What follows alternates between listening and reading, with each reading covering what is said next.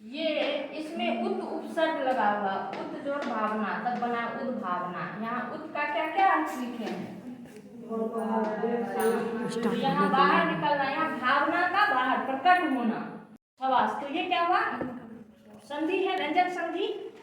तो यहाँ भी अभिव्यक्ति है, ठीक। यहाँ क्या है? विषादपूर्ण अभिव्यक्ति, कष्ट में, है ना। उसके बाद यहाँ भी उत उपसर्ग लगा हुआ है।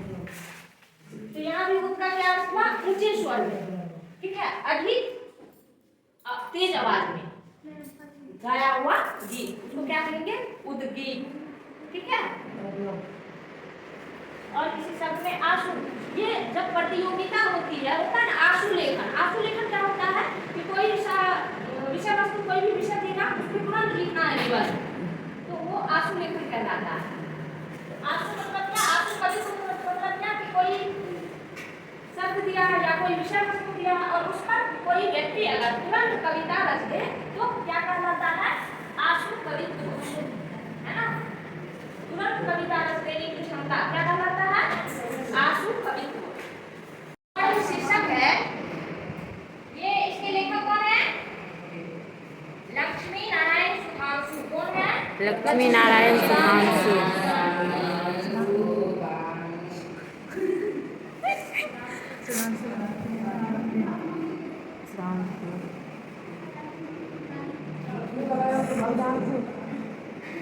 लक्ष्मी नारायण। और यह कौन सा विधा है? निबंध है। कौन सा विधा है? निबंध। निबंध नी और बंध दो शब्द से मिलकर बना है ना। Yes ma'am. नी मतलब अच्छी तरह से और बंध मतलब बंधा हुआ।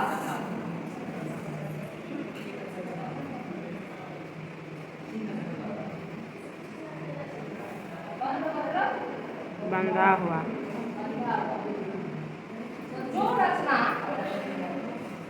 विचार में अच्छी तरह से कसावट युक्त हो, वह रचना क्या कहलाएगी? निबंध। निबंध में लेखक जो है अपने विचार को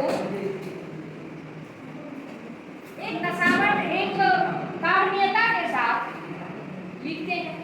निबंध लेखक का अपना व्यक्तिगत विचार होता है, ठीक है ना। लेख में और निबंध में अंतर होता है। लेख होता है कि सूचना के आधार पर किसी विषय, किसी व्यक्ति, किसी घटना के बारे में जब हम लिखते हैं तो वह लेख होता है। लेख में लेखक को अपने विचार को प्रकट करने की पूरी स्वतंत्रता नहीं होती है, जबकि निबंध में लेखक अपने विचार को प्रकट करने के लिए पूर्ण रूप से स्वतंत्र होता है, ठीक है। तो ये जो ग्राम गीत का मर्म है, यह कौन सा विधा है? निबंध है। अगर परीक्षा में पूछा जाए कि ये कौन सा विधा है तो क्या बताओगे? निबंध। निबंध है। और इसके लेखक कौन है? लक्ष्मी नारायण सुधांशु। लक्ष्मी नारायण सुधांशु। ग्राम गीत का क्या अर्थ हुआ? ग्राम गीत का अर्थ हुआ जो गीत हमारे लोक समाज में, है ना, गांव घर में विभिन्न कार्यक्रम, जैसे शादी ब्याह हो गया, मुंडन हो गया, और जो चीचक जो होता है उसको क्या कहते हैं? माता निकलना, गाँव घर में कहते हैं ना, शीतला माता का गीत होता है। तो सब ये सब गीत जो है क्या हो गया? ग्राम गीत। इसको कहते हैं लोकगीत। ग्राम गीत को क्या कहते हैं? लोकगीत। ग्राम गीत का है मर्म। मर्म मतलब रहस्य, उसका क्या रहस्य है, उसकी क्या विशेषता है, इस पाठ में लेखक ने उस लोकगीत के बारे में बताया। लेखक क्या कहते हैं कि किसी देश के काव्य का उद्भव साधारणतः वहाँ की दंत कथाओं या ग्राम गीतों से होता है। किसी देश में जो काव्य लिखे जाते हैं, जो साहित्य की रचना की जाती है, वह साहित्य लेखक के अनुसार कहाँ से आता है? लोक कथा, गाँव घर में प्रचलित, लोगों के बीच प्रचलित कथा कहानियों से, या ग्राम गीत यानी कि जो गीत, और गीत में जो संवेदना, जो प्रस्तुति, जिस विषय को लेकर होता है, वहाँ से लेखक अपनी कथा को लेता है, साहित्य की रचना करता है, उसके बारे में, समाज के बारे में, समाज के रीति रिवाज के बारे में वहाँ से उसको जानकारी मिलती है। दंत कथा, दंत कथा का अर्थ होता है वैसी कहानी या किस्सा दादी नानी किस्सा सुनाती है ना, कभी दादाजी लोग सुनाते हैं बैठते हैं तो, है ना। तो किस्सा मतलब हुआ कि एक दूसरे से सुनी हुई कहानी उनके पूर्वज उनको सुनाए, फिर वो सुनाए, इस तरह से वो पीढ़ी दर पीढ़ी बातें आगे बढ़ती रहती है। किसी घटना के बारे में, जैसे मान लो गांव में कोई पहलवान व्यक्ति हो जाए, विशिष्ट पहलवान, अब उसके बारे में उनके बड़े बड़े कारनामे हो, है ना, अद्भुत कार्य हो, तो उसके बारे में क्योंकि वो लोक स्तर पे एक क्षेत्र विशेष भर ही सीमित रह गया वो पहलवान, तो उस क्षेत्र में उसके बारे में कुछ ना कुछ कहानी तो बनेगी, लेकिन वो कहानी किसी ग्रंथ में मिलेगी नहीं मिलेगी ना। तो ऐसी ही कहानी जो किसी ग्रंथ किसी पुस्तक में उपलब्ध ना हो, लेकिन लोकमानस में प्रचलित हो, किसी क्षेत्र विशेष में प्रचलित हो, ऐसी कथा कहानी को कहते हैं दंत कथा या लोक कथा। दंत कथा मतलब एक दूसरे से सुनी सुनाई हुई कथा किस्सा, है ना। उनके उत्तरोत्तर कलात्मक विकास में मानव जीवन के महत्व की समृद्धि तथा उनकी विविधता का आलोचन रहता है।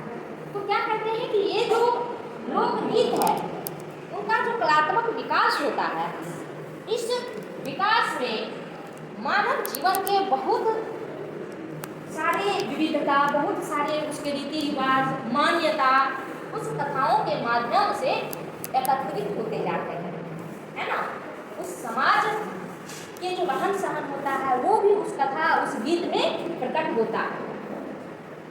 सामाजिक जीवन और काव्य दोनों को मिलाकर देखने से यह पता चलता है कि समाज की धारणाओं के मध्य में जीवन का प्रवाह किस दिशा में कितनी दूर तक जा सका है। परिस्थिति की परवस्था के कारण जीवन किस सीमा तक पंगु बना है और कहाँ तक उसने परिस्थिति तथा समाज की रूढ़ियों पर विजय पाई है।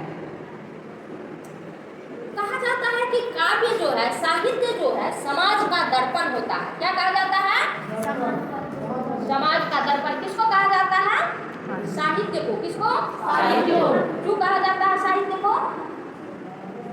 क्योंकि साहित्य में उस समाज के उतार चढ़ाव, समाज का विकास किया, किस अर्थ में विकास किया, कहाँ पिछड़ा हुआ है, समाज में कौन समस्याएं हैं, किस समस्याओं का क्या समाधान हो सकता है, ये सारी बातें उस समाज के साहित्य में मिलता है।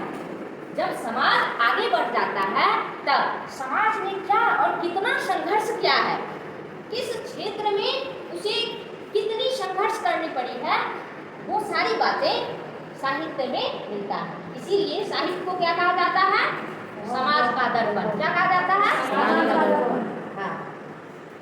ग्राम गीतों में मानव जीवन के उन प्राथमिक चित्रों के दर्शन होते हैं जिनमें मनुष्य साधारणतः अपनी लालसा, वासना, प्रेम, घृणा, उल्लास, विषाद को समाज की मान्य धारणाओं से ऊपर नहीं उठा सका है और अपनी हृदयगत भावनाओं को प्रकट करने में उसने कृत्रिम शिष्टाचार का प्रतिबंध भी नहीं माना। यहाँ क्या करते हैं लेखक कि ग्राम गीत जो लोक कथा होता है, उस लोक कथा में, लोकगीत में, ग्राम गीत मतलब लोगों के बीच उस क्षेत्र विशेष में प्रचलित जो गीत होते हैं उसमें उस क्षेत्र विशेष के मानव के जीवन में, यानी उस क्षेत्र में रहने वाले लोगों के जीवन में क्या क्या चीजें घटित हुई हैं या क्या हो रहा है, इसका वर्णन रहता है। गीत में पहले जो गीत गाए जाते हैं उसमें कुछ ना कुछ परिवर्तन हो जाता है, होता है कि नहीं होता है? शादी ब्याह के गीत देखो, लोग अपने से बदलते जाते हैं, गीत की बोल, उसकी टोन, उसके शब्द बदलते हैं ना। तो उस गीत से क्या पता चलता है कि मनुष्य के अंदर जो लालसा, लालसा मतलब और आगे बढ़ने का जो ललक होता है, कुछ खाने का, मान लो तुम्हारे पास कुछ का घर है तो लालसा मन में रहता है कि मकान बन जाए। वासना, प्रेम, घृणा, ये सब क्या है? मनोभाव है, मन के भाव है, मन की इच्छा है। उल्लास, उल्लास मतलब आनंद का जो भाव होता है उसको क्या कहते हैं? उल्लास। विषाद, विषाद मतलब दुख या तकलीफ। इन सब का दर्शन कहाँ मिलता है? ग्राम गीत में, लोक गीत में। कहाँ मिलता है? ग्राम लोक गीत गीत में मिलता है ना।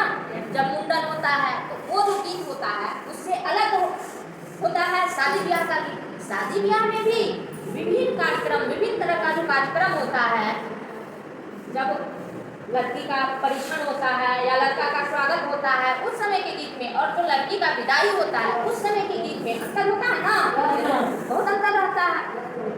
और उस गीत से उस समय के माहौल का पूर्णता पता चलता है ना।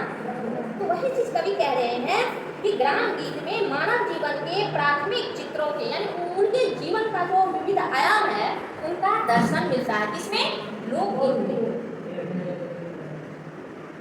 उनमें सर्वत्र रूढ़िगत जीवन ही नहीं, बल्कि कहीं कहीं प्रेम, वीरता, क्रोध, कर्तव्य का भी बहुत ही रमणीय बाह्य तथा अंतर्विरोध दिखाया गया है। तो क्या है कि ग्राम गीत में, लोकगीत में ऐसा नहीं है कि केवल हमारे जीवन में जो समस्या है, जो तकलीफ है, उसी को दर्शाया गया है। लोकगीत में हमारे जीवन में आए हुए उत्साह के जो पल है, वीरता के जो पल है, जो गाथा है, वो सब भी प्रचुर मात्रा में मिलते हैं ना। किसी ने अपने कर्तव्य के प्रति अपने प्राण न्यौछावर कर दिए या कितने तरह के त्याग किए हैं, ये सभी उस गीत में मिलते हैं कि नहीं। उदाहरण के लिए एक पिता अपनी शादी का हम गीत लो, अपनी बेटी को पालने पोसने में कितना जतन किया है, ये शादी ब्याह के गीत में मिलता है कि नहीं? इसका चित्रण मिलता है कि बड़ी जतन से दिया का पालना, ऐसा गीत है ना एक।